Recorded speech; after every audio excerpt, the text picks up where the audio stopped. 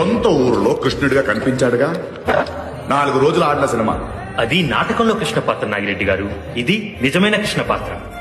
రెడ్డి, ఇంత పెద్ద సినిమా కావాలంటే ఈలపాటి రఘురామయ్య గారిని పిలుద్దాం, లేకపోతే మన సిఎస్ఆర్ ని పిలుద్దాం. చక్రపాణి గారు, రామారావు చాలా బాగుంటాడు. ఆయన కళ్ళల్లో ఓ కొంటెదనం ఉంటుంది. పూర్వకాద్భుత తులిత నటనాఘటికా